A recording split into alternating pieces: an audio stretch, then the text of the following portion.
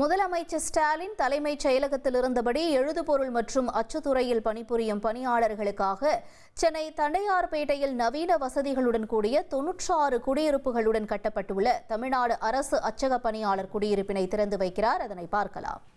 தமிழ்நாடு அரசு அச்சக பணியாளர்களுக்கான 96 புதிய குடியிருப்புகளை திறந்து வைத்தும் பயனாளிகளுக்கு வாடகை வீடு ஒதுக்கீடு ஆணை வழங்கியும் சிறப்பிக்க வருகை புரிந்துள்ள மதிப்பிற்கும் மரியாதைக்கும் உரிய மாண்புமிகு தமிழ்நாடு முதலமைச்சர் அவர்களையும், மாண்புமிகு தமிழ் வளர்ச்சி மற்றும் செய்தித்துறை அமைச்சர் அவர்களையும், மதிப்பிற்குரிய தலைமைச் செயலாளர் அவர்களையும், உயர் அலுவலர்களையும் துறை சார்பில் வருக என வரவேற்கிறேன்.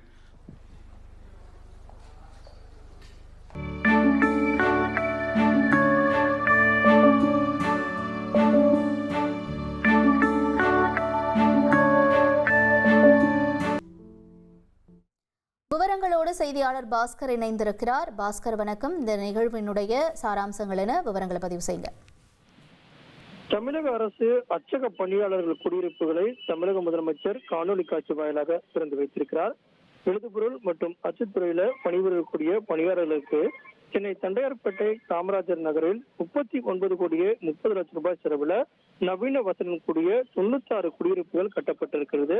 அந்த குடியிருப்புகள்ல வாடகை குடியிருப்புக்கான அந்த ஆணைகளையும் தமிழ்நாடு அரசு அச்சக பணியாளர் குடியிருப்பையும் தற்போது திறந்து வைத்திருக்கிறார் தமிழக முதலமைச்சர். பயனாளிகளுக்கு அதற்கான ஆணைகளையும் தற்போது வழங்கியிருக்கிறார். அதைத் தொடர்ந்து 2024ஆம் ஆண்டுக்கான கலைஞர் எழுதுகோள் விருதை 24 நாளினுடைய நிர்வாக ஆசிரியர் சுகுமார் அவர்களுக்கு வழங்கி தமிழக முதலமைச்சர் சிறப்பித்திருக்கிறார். உங்களுடைய தகவல்களுக்கு நன்றி பாஸ்கர். தற்போது இதழியல் துறையில் சமூக மேம்பாட்டிற்கும் இளமைநிலை மக்களின் மேம்பாட்டிற்காகவும் பங்காற்றி வரும் திரு TER சுகுமார் தினத்தந்தி நிர்வாக ஆசிரியர் அவர்களுக்கு 2024ஆம் ஆண்டிற்கான முத்தமிழறிஞர் கலைஞர் எழுதுகோள் விருதினை மாண்புமிகு தமிழ்நாடு முதலமைச்சர் அவர்கள் வழங்கி சிறப்பிப்பார்கள்.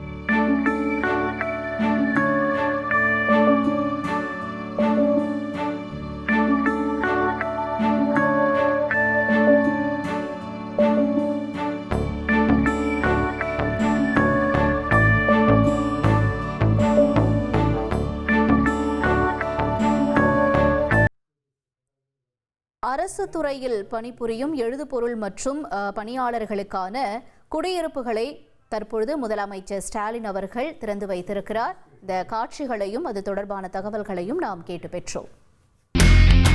இனி செல்லும் இடமெல்லாம் செய்தி.